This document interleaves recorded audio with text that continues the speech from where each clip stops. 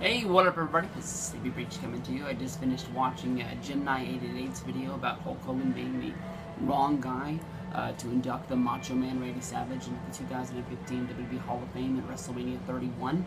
I will tell you that there is a little bit of behind the scenes footage that you guys aren't going to know about. It was basically Jem and me texting back and forth today. I was asking about his status for WrestleMania 31.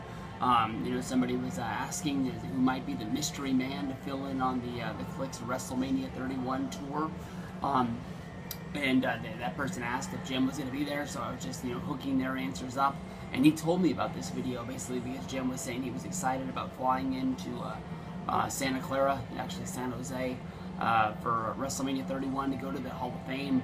But basically was telling me how much he was not looking forward to the Hall of Fame because he was making this video saying that Hulk Hogan was the wrong person to induct Macho Man Randy Savage into the Hall of Fame because he felt that his brother Lanny Poffo would be a much better guy to do it. And I think I've seen a lot of videos like this, but honestly when it comes down to it, Jem and other people out there, I think the Hall of Fame's been going for a long time. And I'm not saying that anybody doesn't remember the Hall of Fame or doesn't think about it, but when somebody's inducted to the Hall of Fame, there's two speeches. There's the induction speech, and there's the acceptance speech.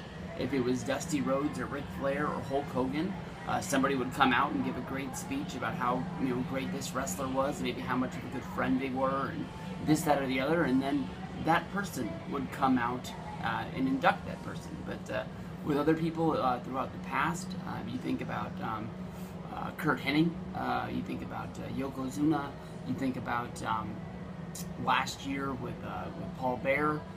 Somebody comes out and gives a speech, and because that person is no longer with us and no longer living like the Macho Man is, somebody else comes out and does the acceptance speech.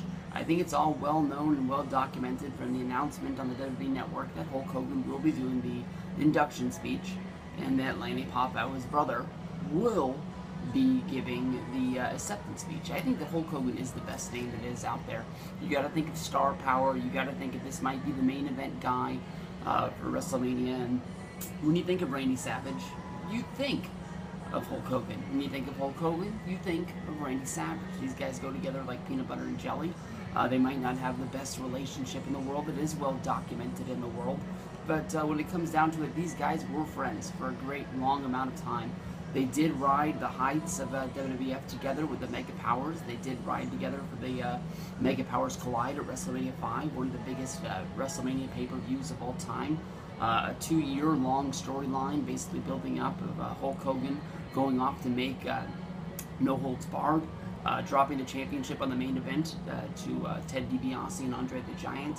From there, then going to the tournament at WrestleMania 4 with Macho Man Randy Savage winning, and then basically riding it out and then doing the whole who wants Liz the most.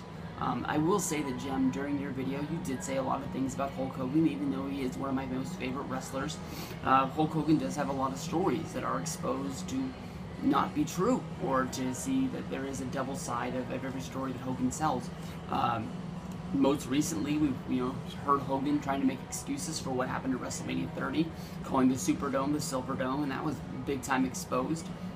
He was saying that Stephanie McMahon, basically had him running around doing interviews, talking about Andre the Giant for the WWE Network, and then when he went out there, he was confused because he saw Hulk Hogan Hulk Hogan saw The Rock and Stone Cold Steve Austin ducking off to the side, and it was a Vince McMahon swerve that he didn't know they were coming.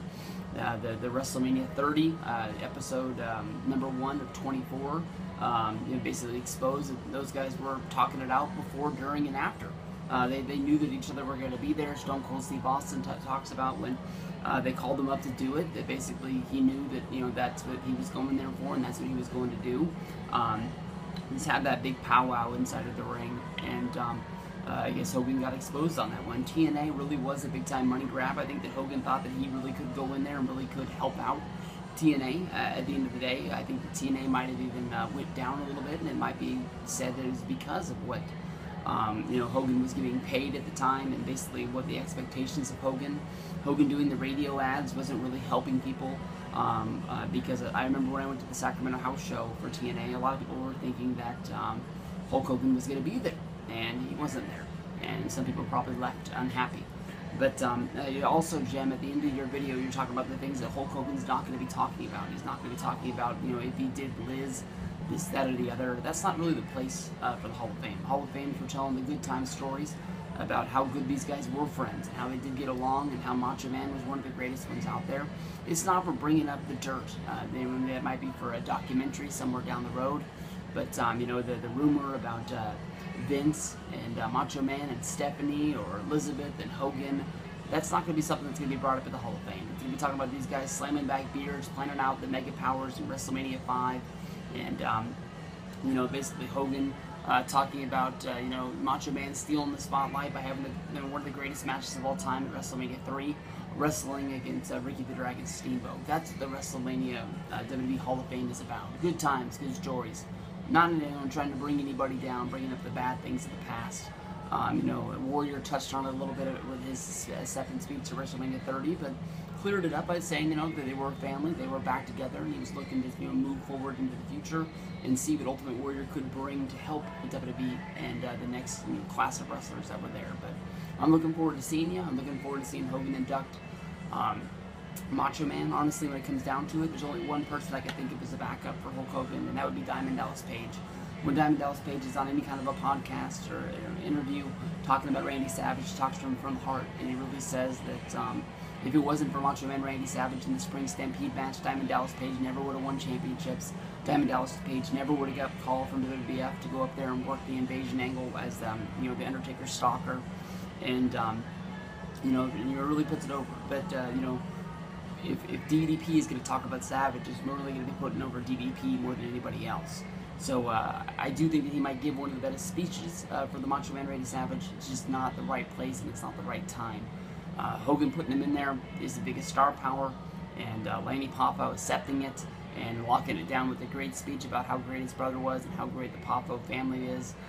It's great stuff for WrestleMania 31 in the Hall of Fame.